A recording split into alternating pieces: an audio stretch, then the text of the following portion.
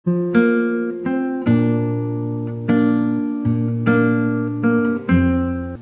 pagi saudaraku. Hari ini kita tetap semangat mengawali hari yang baru. Pagi ini saudaraku, saya Pendeta Deborah Dumasi Sianipar akan membagikan rema buat saudara dari Amsal pasal 28 ayat 8 dan 9. Jangan lupa, no Bible, no breakfast. Saya bacakan buat kita semua.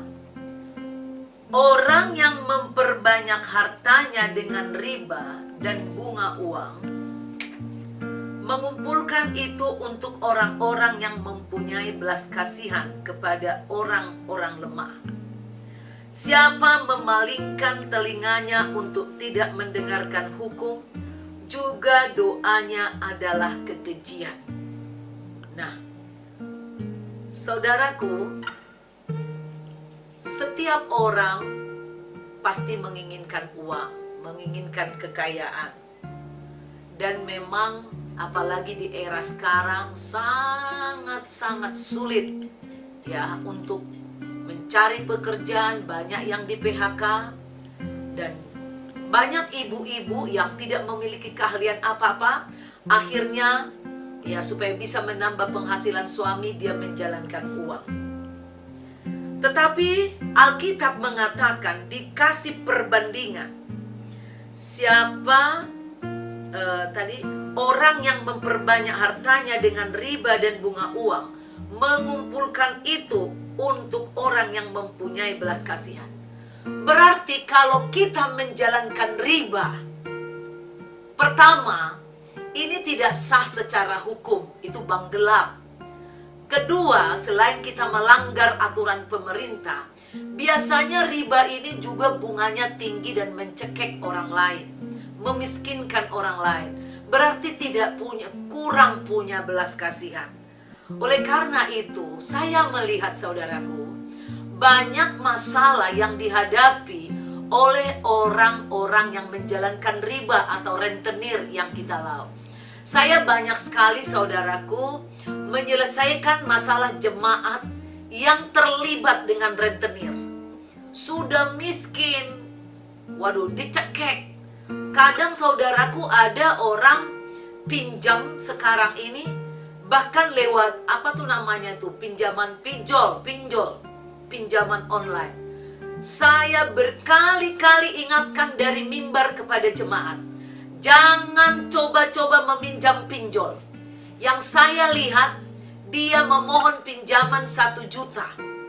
Tahu-tahu dikirim cuma 600.000. Sudah jatuh tempo saudaraku, dikejar-kejar, dipermalukan. Itu saudaraku, itu juga riba.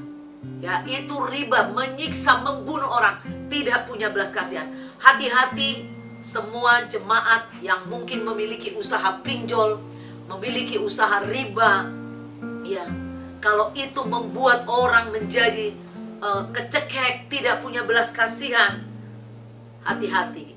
Tuhan mengatakan itu nanti akan diberikan Tuhan dengan cara Tuhan. Saudara hanya mengumpulkan, tapi itu nanti diberikan kepada orang lemah. Ada ayatnya loh saudaraku, harta orang fasik akan diserahkan kepada keturunan orang benar. Anak-anakmu nanti tidak menikmati, keturunanmu tidak menikmati. Memang dengan riba kita bisa mengumpulkan uang, bisa membeli rumah yang banyak. Tapi saya ngelihat orang yang menjalankan riba banyak mengalami masalah. Kalau nggak narkoba lah anaknya, kawin cerai lah, berdukun lah, mengalami sakit-sakitan yang tidak inilah. Banyak sekali saya lihat seperti itu.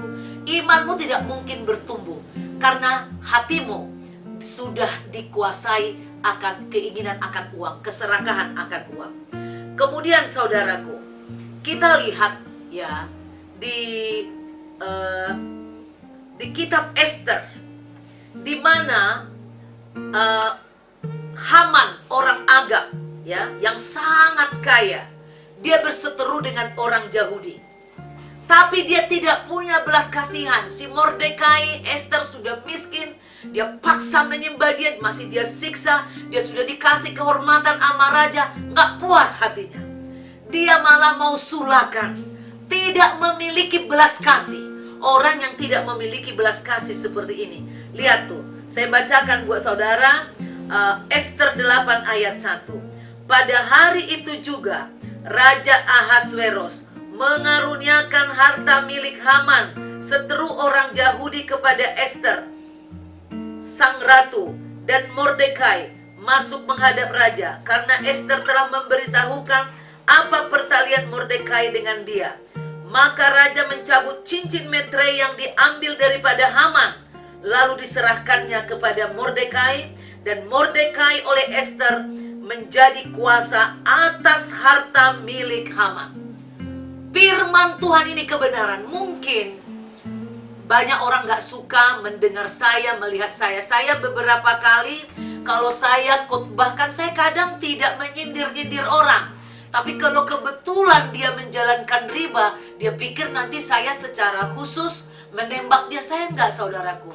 Seorang hamba Tuhan harus bisa menyampaikan teguran, harus mengingatkan jemaat. Terserah jemaat kapan bertobatnya.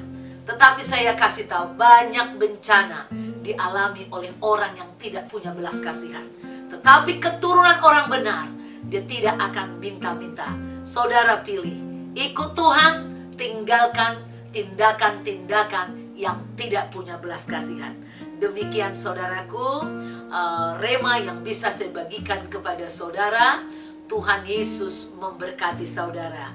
Mau seperti Ester, kekayaan orang fasik diberikan kepadanya. Hiduplah penuh belas kasihan, tolong orang. Saya juga sering meminjamkan uang kepada orang lain tanpa bunga. Saya tolong aja, ya. Saudara pun harus punya belas kasihan, menolong orang lain jika ada. Tetapi jangan seperti akhirnya saudara memiliki karakter yang suka berhutang juga, tidak boleh. Ya, saudaraku, mari kita hidup benar, penuh belas kasihan, menerima berkat yang kudus daripada Tuhan. Tuhan Yesus memberkati. Sampai jumpa besok pagi jam 5. Jangan lupa buka kembali di YouTube, bagikan ke orang lain, share ke orang. Saudara like dan subscribe. God bless you.